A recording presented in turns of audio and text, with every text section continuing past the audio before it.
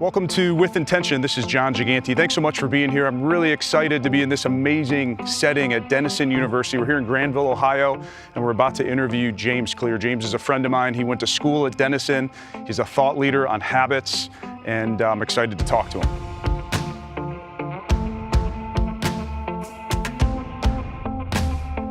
A lot of people have heard the term, oh, you should start small. I'll just focus on running 10 minutes. But even that is like still way too big. What I'm talking about is like tying your running shoes. How are you, man? Good, dude. Nice to see you. Yeah, you too. Thanks for coming. We met, I think it's 6 years ago. Why don't you talk about what you do, and then we'll get into the why behind it. Sure. Well, I mean, as you know, I've been writing for the last 5-6 years now. So I spend most of my time writing about habits, behavior change. My focus is on trying to find good ideas and then share them and make them interesting and accessible and practical to apply.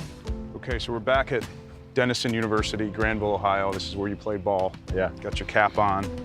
What does this place mean to you? Coming to Denison was one of the best decisions I've ever made.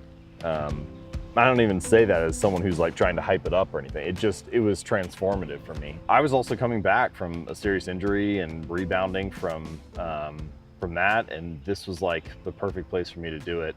My sophomore year of high school, I was hit in the face with a baseball bat, and kind of total accident, but the bat came flying through the air and came around my head and hit me like right in between the eyes. Wow. Broke both eye sockets, broken nose, broke my ethmoid bone, which is the bone behind your nose. Bulging left eye, I had double vision. Between all of this, I couldn't drive for like 8 of the next 9 months. I had to go to physical therapy and practice really basic stuff like walking in a straight line. I got back and started to play, and I got this itch to try to get better, but I didn't have any option to like transform rapidly. I had to start slow. I had to start small. Sure. And so I just tried to focus on whatever little piece I could to make some tiny improvement each day. The story really in a lot of ways of my life, but especially of my Denison career, is that I just kept getting better every year. And so, first I was just trying to get back and operate at some decent level. And then my second year I was able to start. Then my third year I was team captain. And then my fourth year I was an academic All-American. So how did you, I know you write about it now, you're a thought leader on habits and performance now, but how did you have that mindset? Was that by intention? Did you know that going in that, hey, I've got a goal? Did you set a goal by senior year, I want to do X? Or was it just, no, every day I want to just get a little bit better? What's funny is that I set a lot of goals in high school. Yeah. I was like obsessed with it, trying to think about, what I wanted to achieve and what awards I wanted to win and all that type of stuff. So I was very goal oriented to start. I would say that was like my initial bias. Yeah. And now I'm much more system focused. I worry much less about the goal and much more about the process and the system.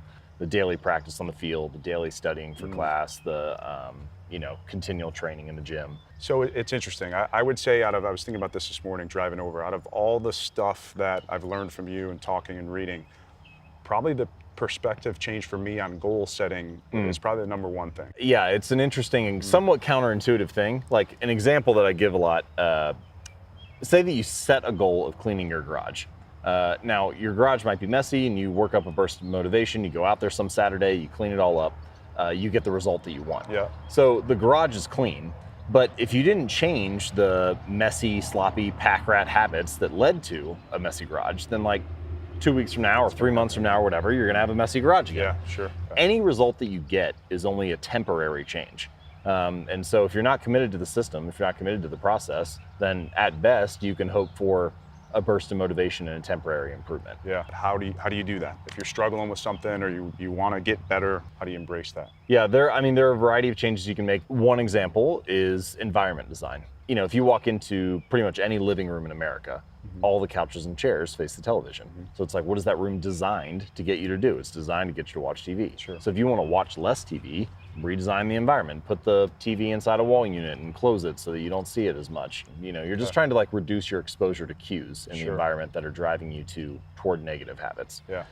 And then at the same time, you can increase your exposure to positive cues. So, for example, we buy apples and put them in the bottom of the fridge in the crisper. And then I would forget that they were there and they would go bad. And then 2 weeks later, I'd have to throw them out. I'd be super annoyed that we're like, wasting money and stuff. What we did was we went and bought a display bowl and put it in the center of the counter in the kitchen and then put the apples in there. And now they're gone in like 2 days. And that idea of putting fewer steps between you and the good behaviors and more steps between you and the bad behaviors. It sounds simple, but so much of the game of winning habits is about reducing friction of your good habits and increasing the friction of your bad ones. And if you can do that, environment design is one good way to do it, then you often find that making the right choice is much easier. Sure. Take us through a day in the life. Like, how do you start your day where you can reduce that friction? Yeah, well, so one way I like to think about it is with a concept that I call decisive moments. Okay. And so, like, there's a moment, for example, every night around 5:15 or so, my wife gets home from work, and either we change into our workout clothes and go to the gym, or we sit on the couch and turn on the TV and watch a show and order food or whatever. And it's really that like 2-minute span of whether we change into our workout clothes or not that determines if the workout happens. Yeah. It like sets the tone for the next 2 hours. And that's what I call a decisive moment. That, you know, living a good evening in that sense, being productive or being healthy is really just about getting those 2 minutes under control. So when you ask, what's a day in the life like for you? What I try to think about is where are those decisive moments throughout my day, and how can I just pour my energy into mastering those? Because if I can just master that 10 to 20 minutes sprinkled throughout the day, then I can end up living a really good day. Yesterday I went and worked out. I did not want to go.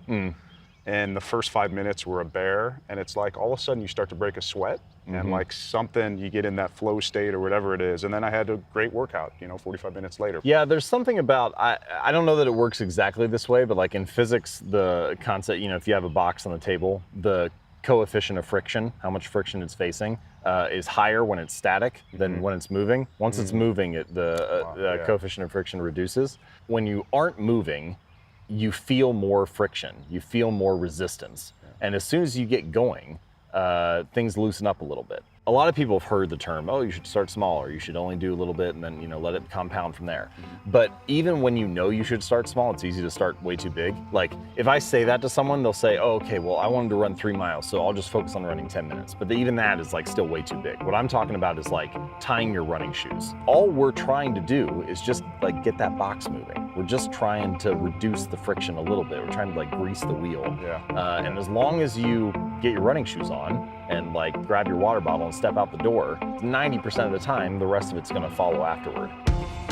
Well, I just want to thank you. You've had a significant impact on my life. Oh, thanks, man. I it's appreciate been that. Really cool to see, again, from 2012, to see all you're doing. I'm excited about the book. So tell us, where can we find the book? And you said October? Sure, October 16th. October 16th, okay. AtomicHabits.com is the place where you can go to check it out. It's called Atomic Habits, Tiny Changes, Remarkable Results.